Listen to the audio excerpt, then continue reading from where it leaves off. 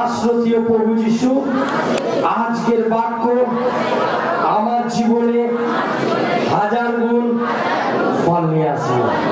প্রভু তুমি অভিষেক করো, আমি যেন তোমার রাজ্যের জন্য যোগ্য, সঠিক, ভালো সন্তান হতে পারি। প্রভু যিশু যখন তুমি আমার বিশ্বাসের পরীক্ষা নেবে, আমি যেন তোমার কাছে বিশ্বাসকে অর্জন করে যোগ্যতাপূর্বক যেন দাঁড়াতে পারি। প্রভু আজকের বাক্য প্রভু তোমার রাজ্যকে বিস্তার করতে পারবে, প্রভু যিশুর নামে চাই, আমেন। Hallelujah, hallelujah. আমাদের ঈশ্বর জীবিত আছে তো? যিশু, আমি দুটো প্রশ্ন দিয়েছিলাম, মনে আছে? কি কি প্রশ্ন?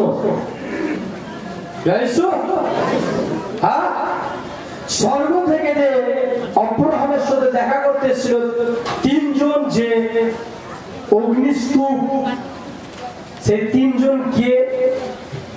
হালেলুয়া। আর এক জায়গায় যখন একটা ঈশ্বরের ছাওয়া থেকে ধার্মিক ব্যক্তির কাছ থেকে আলাদা করে দিয়েছিল, যখন সে মরুভূমির মধ্যে তার সন্তানের জন্য জল পাচ্ছিল না, ঈশ্বরকে বিশ্বাস করেছিল, আর ঈশ্বর তাকে তাদের মনে মরেই যেত সেই জায়গায়, কিন্তু সেই জায়গা থেকে ঈশ্বরকে আবার বিশ্বাস করেছিল, আর ঈশ্বর সঙ্গে সঙ্গে তাকে ওই জায়গায় জলকে দেখিয়েছিল। আমেন। এই দুটো যে প্রশ্ন আপনাদের দিয়েছি, কেউ বলতে পারবো আজকে? আপনি পারবেন শুধু, এছাড়া নতুন ব্যক্তিরা? হালেলুয়া। যিশু, তাহলে ও একাই বাইবেল পড়ে? যিশু, আর আপনারা গিয়ে কি করেন বাড়িতে? ঘুমান না গল্প করতে টাইম চলে যায়? আবার শনিবারে বলবেন যিশু, খুঁজে বার করবেন যিশু। আরো বাক্য আছে, আজকে একটা লিক হয়ে যেতে পারে যিশু, তার জন্য আগেই আমি জেনে নিতে চাইলাম যিশু। হালেলুয়া। আমাদের ঈশ্বর জীবিত আছে না নেই? আপনারা কি জানেন একটা সঠিক দাস হতে গেলে কি দরকার? হ্যাঁ, কি করতে হবে? ভালো, হ্যাঁ, সবটা ত্যাগ করতে হবে। একটা ভালো সন্তান, ঈশ্বরের কাছের ব্যক্তি হতে গেলে কি করতে হবে? নিজেকে, হ্যাঁ, হালেলুয়া, যিশু। কি হতে হবে? একটা সঠিক ভালো দাস, ইমানদার ব্যক্তি হতে গেলে কি হতে হবে? ঈশ্বরের আজ্ঞাকে পালন করতে হবে, আর যদি ঈশ্বর তোমাকে পরীক্ষা নেয়, তোমাকে পাস করতে হবে। Amen, hallelujah. আজকের আদি পুস্তক 21 অধ্যায়ের 1 পদ ঈশ্বর কি বলছে আমরা পড়ব।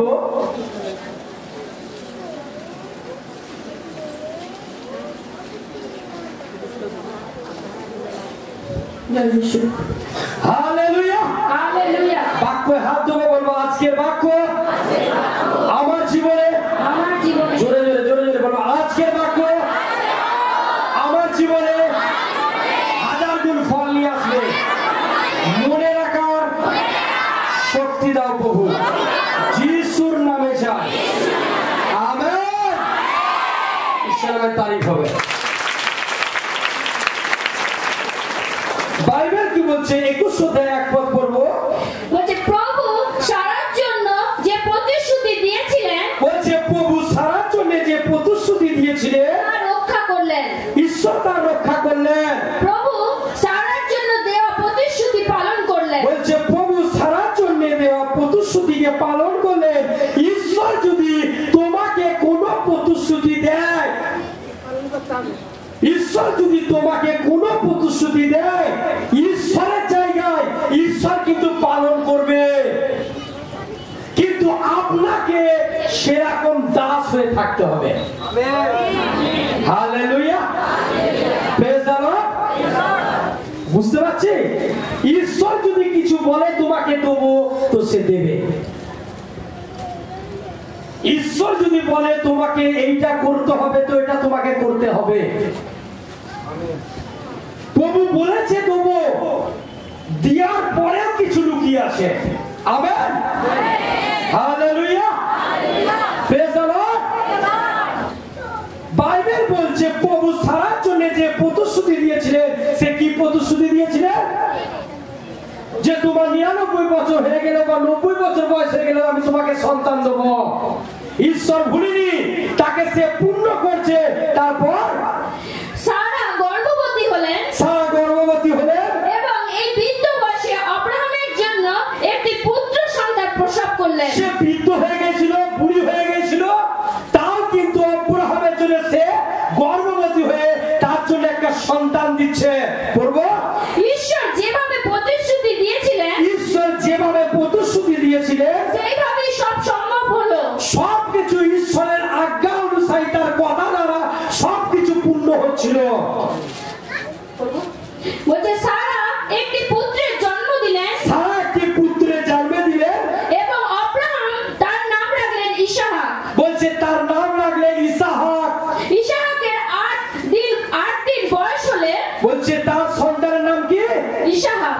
হালেলুয়া, কি নাম সকালে বলবো? হালেলুয়া। ইসহাক যখন জন্মগ্রহণ করলো, কতটা পরিশ্রমী, কতটা কষ্টকর, কতটা ধৈর্যকর। 90 বছর ধরে কত সারাকে টানা শুনতে হয়েছে। পাশের গ্রামের লোকের সাথে, গ্রামের সাথে, চায়ের কাছ থেকে। হালেলুয়া।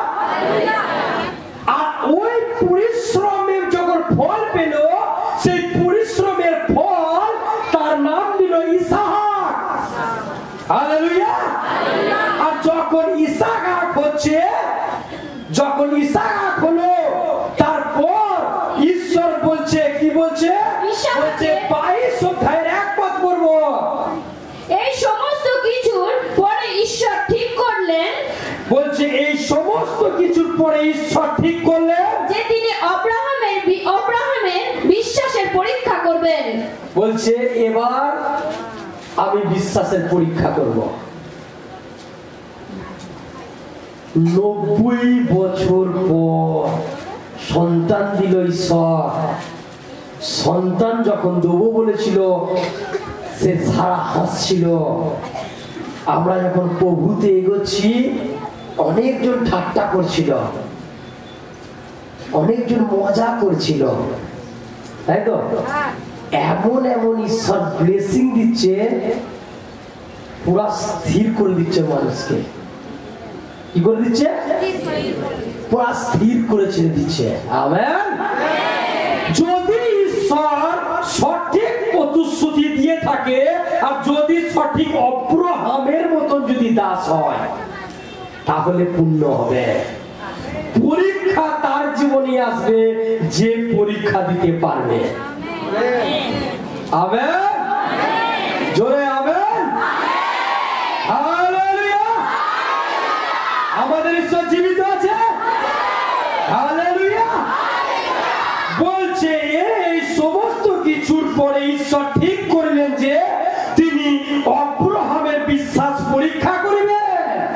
আপনি যখন একটা ফেলোশিপ থেকে 10টা চালাচ্ছেন, আপনি একদিন প্রার্থনা থেকে আপনি যখন রোজ প্রার্থনায় বসছেন, আপনি একদিন থেকে যখন আরো বেশি প্রার্থনা করছেন, আপনার দ্বারা যখন ঈশ্বরের লোক উদ্ধার পাচ্ছে, তাহলে আপনি ঈশ্বরের যোগ্য দাস তৈরি হচ্ছেন।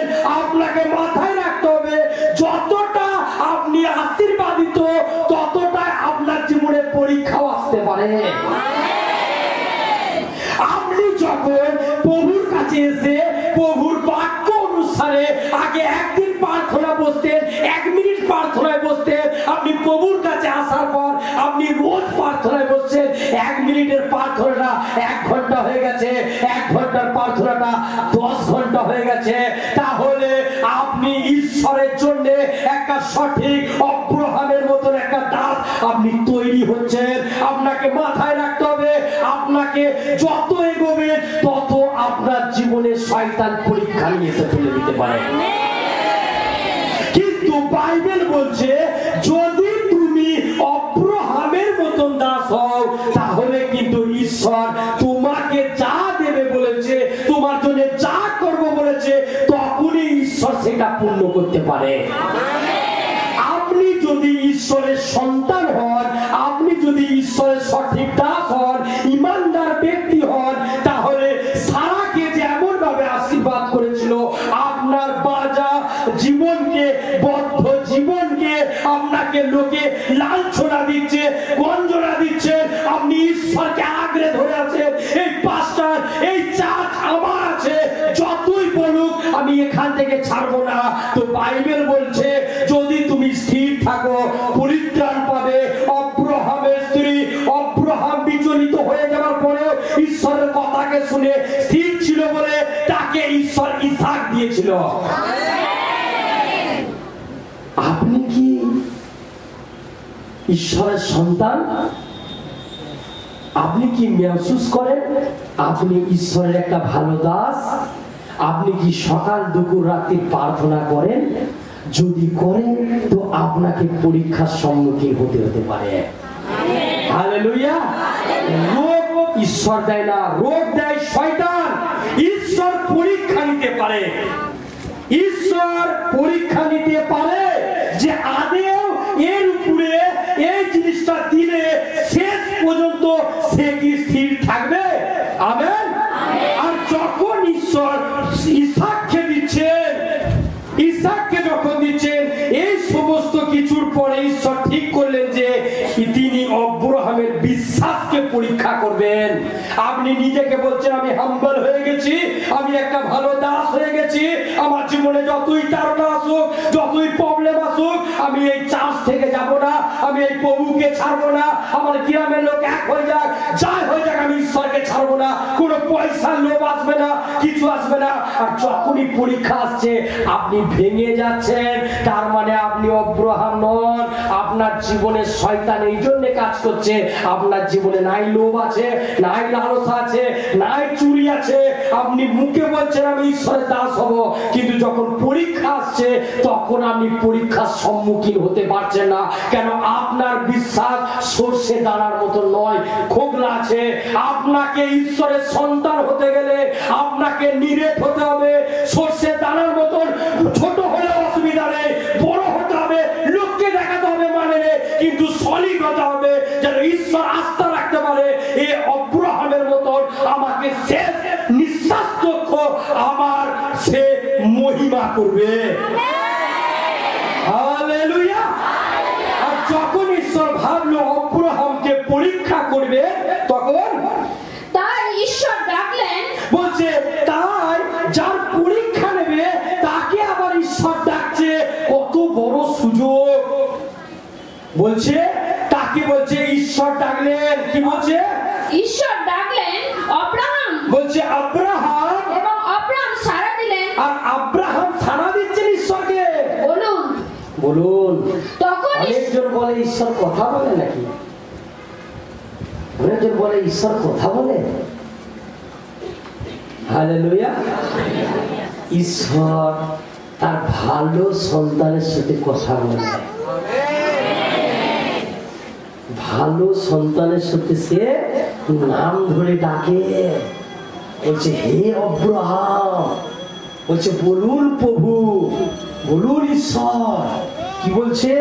বলছে যে তাই ঈশ্বর ডাকিলেন আব্রাহাম, এবং আব্রাহাম সাড়া দিয়ে বলছে বলুন। তারপর তখন ঈশ্বর বললেন, তখন ঈশ্বর বলছে আমার একমাত্র পুত্র, বলছে আমি যে তোমাকে একটা পুত্র দিয়েছি, যাকে তুমি ভালোবাসো, বলছে তুমি যাকে খুব ভালোবাসো, সেই ইসহাককে, বলছে সেই ইসাককে মরিয়া দেশে নিয়ে যাও। বলছে মরিয়া বলে একটা দেশ আছে, সেখানে নিয়ে যাও। সেখানে পর্বতগুলির মধ্যে, বলছে সেখানে পর্বতগুলির মধ্যে একটির উপরে তাকে আমার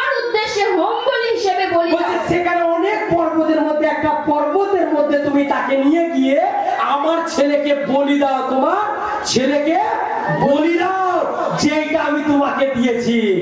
ভাবুন,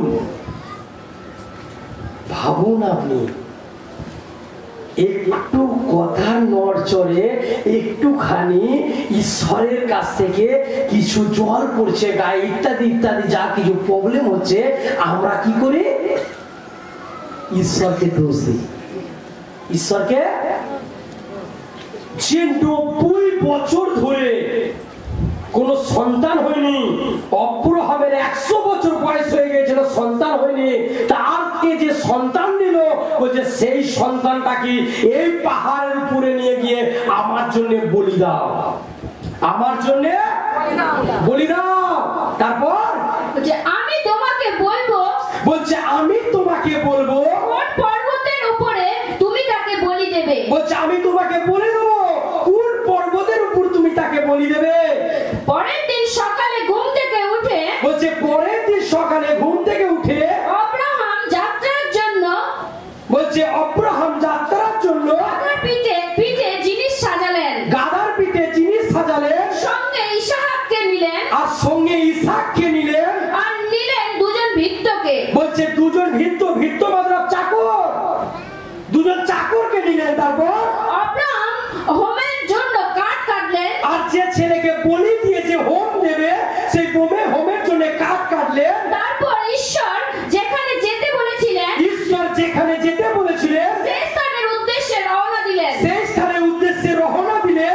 3 দিন চলার পর 3 দিন চলার পর আব্রাহাম দূরে দৃষ্টিপাত করলেন। দূরে দৃষ্টিপাত করছেন, মন দিয়ে শুনুন। ইসহাক অত কষ্টের পর যখন জন্মালো, তাকে বলছে যে আমার তোমার সন্তানকে বলি দাও। একটা প্রশ্ন করিনি ঈশ্বর, ঈশ্বরের কাছে আব্রাহাম একটা প্রশ্ন করিনি।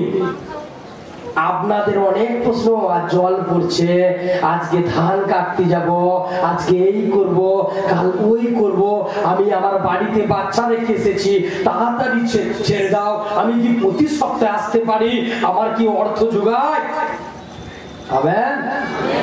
যাদের মধ্যে অর্থের অভাব আছে, তাদের মধ্যে বিশ্বাসের সমস্যা আছে। যাদের মধ্যে অর্থের অভাব আছে, বিশ্বাসে কমি আছে। আমেন। যাদের মধ্যে সমস্যা আছে, তাদের জীবনে প্রার্থনার কমি আছে। যাদের জীবনে রোগ আছে, তাদের জীবনে অজুহাত আছে। যাদের জীবনে সমালোচনা আছে, তাদের জীবনে অনেক রকম পরিস্থিতি খারাপ আছে। একটা একটা পাপের সাথে একটা একটা বিষয় লুকিয়ে আছে। আমেন। ইসহাক একবারও বলেনি প্রভু আমার 100 বছর বয়স হয়ে গেছে, একটা সাহারা দিয়েছো, এইটাকেও তুমি বলছো বলি করে দিতে। সে 3 দিন ধরে হাত ধরে চলছিল, সেই 3 দিনের মধ্যে তাকে কত ভালোবেসেছে, কত মনে হয় কেঁদেছে আমরা ভাবছি, কিন্তু ঈশ্বর বলেছে দিতে হবে তো দিতে হবে। সে তার উপরে কোনো কথা বলেনি। যখন তুমি ঈশ্বরের জন্য কুটুমকে ত্যাগ করবে, পরিস্থিতিকে ত্যাগ করবে, স্ত্রীকে ত্যাগ করবে, সন্তানকে ত্যাগ করবে, পরিবারকে ত্যাগ করবে, তারপরে লেখা আছে নতুন পরিবার, নতুন আশীর্বাদ, নতুন ব্লেসিং আমি তোর জন্য দেবো। হালেলুয়া। আজকে অনেকজন ব্যক্তি কুটুমের জন্য প্রার্থনা ছেড়ে দিচ্ছে। অনেকজন বলছে আমার বাড়ির লোকের জন্য আমি বাপ্তিস্ম নিয়ে ভোজ নিতে আসতে পারছি না, কেন তারা পরিস্থিতির মধ্যে আটকে গেছে, তারা শয়তানের একটা জালে আটকে গেছে। ঈশ্বরের লোককে কোনোদিন কেউ রুখে রাখতে পারবে না যদি তার মধ্যে পবিত্র বাক্য আর ঈশ্বরের শক্তি সঠিক যদি তার কাছে নির্ণয় থাকে। হালেলুয়া। আর যখন সে 3 দিন ধরে তাকে নিয়ে চলছে, তারপর বলছে দূরে দৃষ্টিপাত করলেন, বলছে দূরে দৃষ্টিপাত করলেন, আর গন্তব্যস্থল দেখতে পেলেন, একটা গন্তব্যস্থল দেখতে পেলেন। তখন ভৃত্য দুজনের উদ্দেশ্যে আব্রাহাম বললেন, সেই চাকর দুটোকে বলছে, গাধাটা নিয়ে তোমরা, বলছে গাধাটা নিয়ে তোমরা এখানে অপেক্ষা করো, এখানে অপেক্ষা করো। ভাবো, যে বাবার দ্বারা যে সন্তান জন্ম হলো, সে বললো না তোমার চাকর এসে তোমার সন্তানটাকে বলি দাও, তাহলে তোমাকে দেখতে হবে না, বলছে তুমি নিজে এসে তার গলা কাটবে। জানে নিজে সে গলা কাটবে, সেই পরিস্থিতিতেও তার বিশ্বাসের ঈশ্বর পরীক্ষা নিচ্ছে। তার বিশ্বাস কত বড় বিশ্বাস করব, আমি ছেলেকে নিয়ে নির্দিষ্ট স্থানটিতে যাব। বলছে আমি নির্দিষ্ট স্থানটিতে যাচ্ছি এবং উপাসনা করব। বলছে আমি সেখানে ঈশ্বরের কাছে উপাসনা করব, পরে তোমাদের কাছে ফিরে আসব। তারপর আমি তোমাদের কাছে ফিরে আসব। আব্রাহাম হোমের জন্য কেটে আনা কাঠ ছেলের কাঁধে দিলেন। বলছে যে ছেলেকে বলি করবে তাকে যাতে হোম বলি দেবে সেই কাঠ আমার ছেলের কাঁধে দিয়ে দিচ্ছে করবো। এবং সঙ্গে নিলেন খাড়া ও আগুন। বলছে সঙ্গে নিলে একটা খাড়া, তাকে গলাটা কাটবে আর আগুন নিচ্ছে সেটাকে জ্বালাবে। তারপর আব্রাহাম ও তার ছেলে দুজনেই উপাসনা সম্পাদন করার জন্য নির্দিষ্ট স্থানটিতে গেলেন। তারা এগিয়ে গিয়ে পাহাড়ের উপরে উঠে সেই জায়গায় পৌঁছালেন। তারপর ইসহাকের পিতা আব্রাহামকে বলল, আর ছেলে তখন তার বাবাকে জিজ্ঞেস করছে পিতা। পিতা। আব্রাহাম উত্তর দিলেন, আব্রাহাম উত্তর দিচ্ছে, বলছে বলো পিতা। বলো পুত্র। বলো পুত্র। ইসহাক বলল, ইসহাক বলছে পিতা। পিতা হোমের জন্য সব আয়োজন দেখতে পাচ্ছি। আমি তো দেখছি সব কিছু আয়োজন রেডি আছে হোমের জন্য, কিন্তু হোমের আগে বলি দেওয়ার জন্য বলছে এত যে জিনিস জোগাড় করেছেন ওখানে যেটার জন্য বলি দেবে করবো সেই মেষ শাবক কোথায়? বলছে সেই মেষ শাবক কোথায়? তারপর আব্রাহাম বললেন, আব্রাহাম বলছেন আমার পুত্র। বলছে আমার পুত্র। স্বয়ং ঈশ্বর বলির জন্য মেষ শাবকের ব্যবস্থা করবেন। ঈশ্বর মূল বলির জন্য মেষ শাবকের ব্যবস্থা করবে। বলছে স্বয়ং ঈশ্বর তার সেই টাইমটা, সেই মুহূর্তটার কথা চিন্তা করো, যে টাইমটা কত বছর ধরে পড়ছে একটা ছেলে পেল ইসহাক, আর ইসহাককে যখন সেই জায়গায় নিয়ে যাচ্ছে আর তার বাবাকে জিজ্ঞেস করছে বাবা সব কিছু আয়োজন আছে কিন্তু যাকে কাটবে সে কোথায়? সে জানতোই না যে আমাকে কিছুক্ষণ আগে আমার বাবাই আমাকে কেটে ঈশ্বরকে খাই দেবে। আমেন। ওল্ড টেস্টামেন্টে লেখা আছে পাপ করলে ছাড় নেই। এখন তো প্রভুর কাছে এসেও পাপ করছে, প্রভুর কাছে এসেও নেশা করছে। প্রভু অনুগ্রহ দিয়েছে, ওল্ড টেস্টামেন্টে লেখা আছে পাপের বেতন মৃত্যু, কোনো কথা হবে না। পাপ করেছো মরতে হবে, কিন্তু যীশু খ্রিস্ট সেই পাপের উদ্ধার স্বরূপ হয়ে এই পৃথিবীতে নিজেকে বলিদান এই জন্য করেছিলেন। অনেকে বলে তোমার ঈশ্বর তো মৃত, আরে ওখানে চ্যাপ্টার শেষ নয়, ওখানকার পর লেখা আছে সে নিজে বেঁচে উঠেছে আর পালিয়ে যায়নি চুপি চুপি, সবাইকে দেখিয়েছে তার পাজরে ফালা মারা, তার হাতেতে পেরেক মারা। কিন্তু আপনি যখন ঈশ্বরের কাছে আসছেন, সেই পরীক্ষার মধ্যে আসেন, সেই সন্তানকে তখন বলছে বাবাকে, বাবা কে আছে যে এই জায়গায় কি করে যাকে বলিদান দেবে সে কোথায়? বলছে ঈশ্বর তোমাকে সঠিক ব্যক্তিকে জুগিয়ে দেবে। তারপর সুতরাং আব্রাহাম বলছে সুতরাং আব্রাহাম আর ইসহাক দুজনে মিলে নির্দিষ্ট স্থানটিতে গেলেন। তারা দুজনে মিলে নির্দিষ্ট স্থানে গিয়ে পৌঁছালেন। তারা সেই স্থানটিতে পৌঁছালেন, বলছে যে স্থানটিতে পৌঁছালেন যেখানে ঈশ্বর যেতে বলেছিলেন। বলছে যেখানে ঈশ্বর যেতে বলেছিলেন। আজকে আপনাকে ঈশ্বরের দাসকে যদি আপনাদের ঘরে কোনো কাজ বলছে, কোনো জায়গায় যেতে বলছে, আপনারা আজকে অনেকজন অবাধ্য, আর অবাধ্যর কারণ হচ্ছে আপনারা নিজে, আপনাদের পরিস্থিতি খারাপ, আপনারা যে প্রভুতে সে বাপ্তিস্ম নিয়ে যে সমস্যায় পড়ে আছেন এই পরিস্থিতি আপনারা নিজে কামিয়েছেন। প্রার্থনার সময় প্রার্থনা করেন না, ঈশ্বরের কাজের সময় পিছিয়ে থাকেন। যারা যারা এগিয়ে আছে ঈশ্বর তাদের ঘরে ঠিক ব্লেসিং করছে। Amen, hallelujah.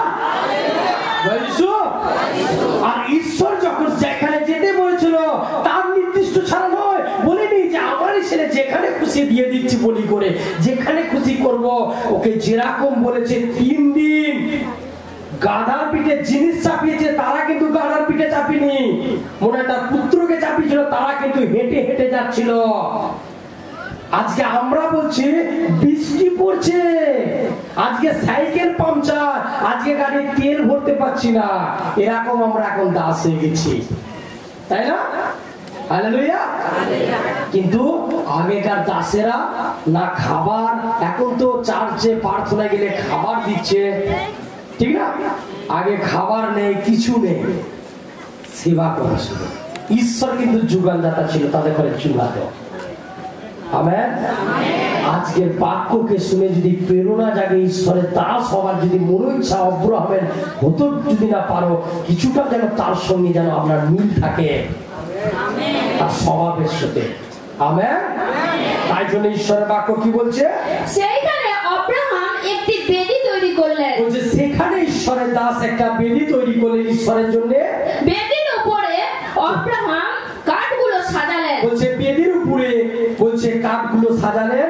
তারপর আব্রাহাম তার পুত্র ইসহাককে বাঁধলেন। বলছে তখন সেই ইসহাককে ডাকলেন, বাঁধলেন। তারপর এবং বেদির উপর সাজানো কাঠগুলোর উপর তাকে শোয়ালেন। সে নিজেই বেঁধে তাকে সেই কাঠের উপরে শোয়াচ্ছেন। তারপর এবার আব্রাহাম খাড়া বের করে, তখন সে খাড়া বার করে ইসহাককে বলি দেওয়ার জন্য তৈরি হলেন। ইসহাককে বলি দেওয়ার জন্য তৈরি হলেন।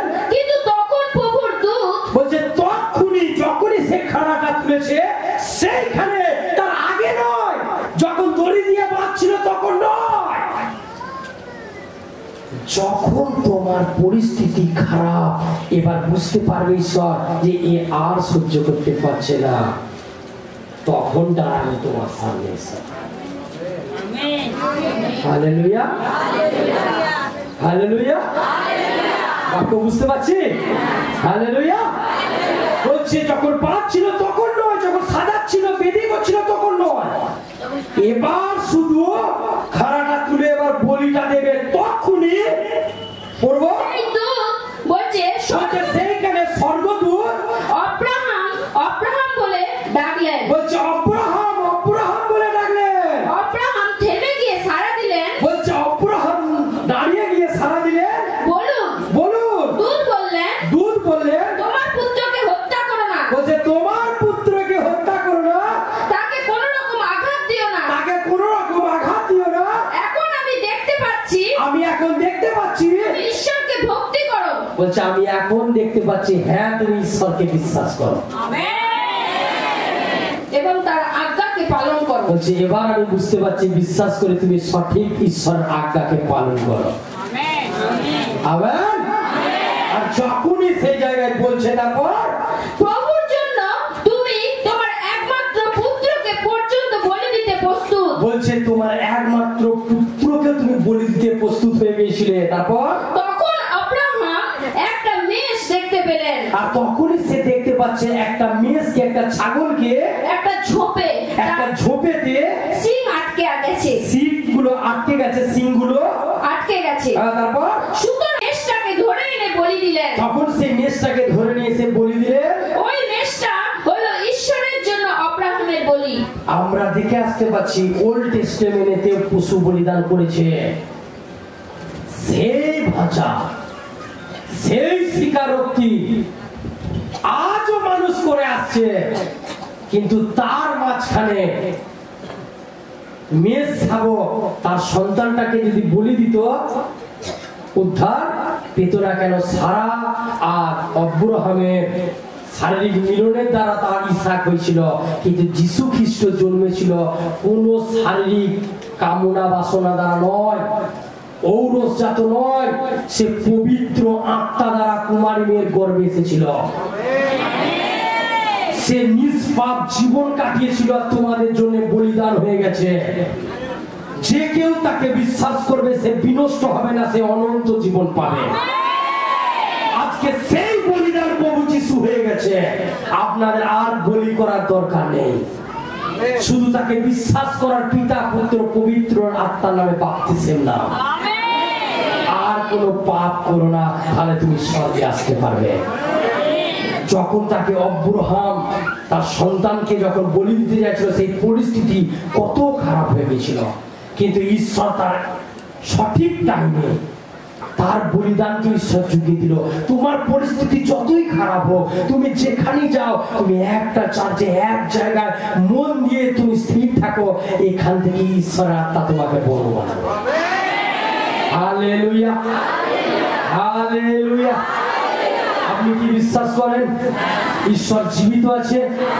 আব্রাহামের জীবনে, সারা জীবনে যেরকম কাজ করেছিল আপনার জীবনে করবে। ইসহাককে যেরকম রেহাই দিয়েছিল, আপনার যেরকম পরিস্থিতি হোক, যা কিছু পাবো, আজকে ঈশ্বর সবকিছু ক্ষমা করে দেবে। আপনি কি বিশ্বাস করেন?